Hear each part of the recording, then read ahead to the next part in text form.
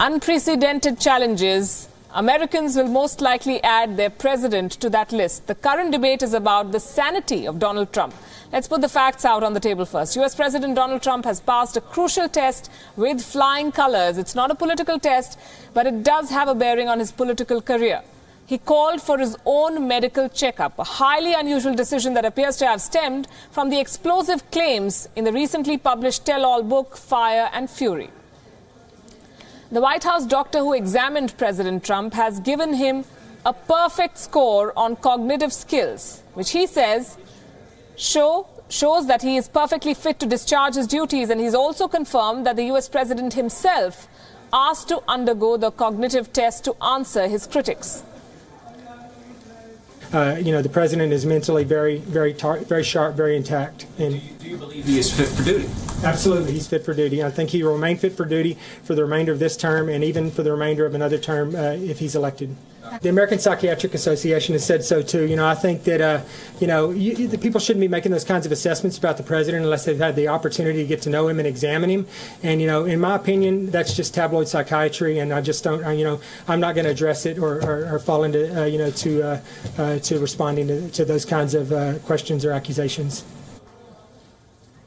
So what else does the medical test of one of the world's most powerful leaders reveal? The US president is 71 years old. His appendix was removed when he was 11, his high cholesterol, and is borderline obese. The doctor says he's in excellent health.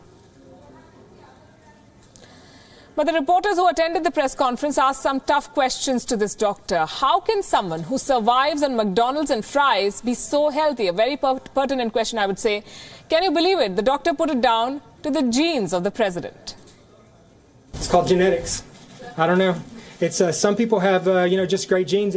I told the president that if he had a healthier diet over the last 20 years, he might live to be 200 years old. I don't know. I mean, he has incredible genes. I just assume. But I would say the answer to your question is he has incredibly good genes, and it's just the way God made him. Incredible is the word. Let's also point out how unusual this press conference was. It went on for 1 long hour. The doctor answered every little detail about the US president's health at Trump's own request, we're told. So if I could borrow the words of Alice in Wonderland, this presidency gets curiouser and curiouser. How did the health of a US president suddenly become a major talking point? The Americans have a trust issue when it comes to the health of their leader. And there is a reason for that. Nearly half of the presidents in the history of the United States have lied about their health while in office. They hid their health problems from the public. While there is no law in the US which states that an elected official should submit a health disclosure, in modern times, presidential candidates and presidents have made their health data public. There was no immediate trigger for this. It was a while in the making. In fact, in 1972, Thomas Eagleton, a vice presidential candidate, dropped out of the election after it came to light that he was hospitalized for depression. This obviously ended Eagleton's political career, and this discovery became a case study for all future politicians. So now it's a practice in America. Unfortunately, most other countries do not follow suit.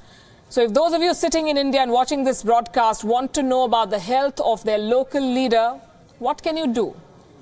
They disclose their assets, they disclose their educational qualifications during elections, but what about their physical and mental fitness to become lawmakers? Can you file a right to information application to get it? No.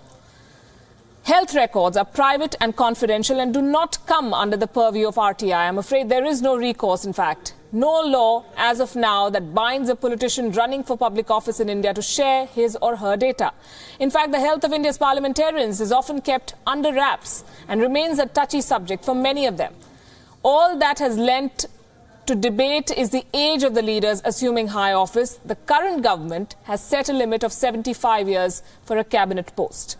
Meanwhile, the untimely death of former Tamil Nadu Chief Minister J.J. Lalitha and speculation about Congress leader Sonia Gandhi's health have raised demands for some sort of guidelines which make it mandatory for Indian lawmakers to share their health records. The online petitions are yet to find enough supporters, though, so that's where it rests.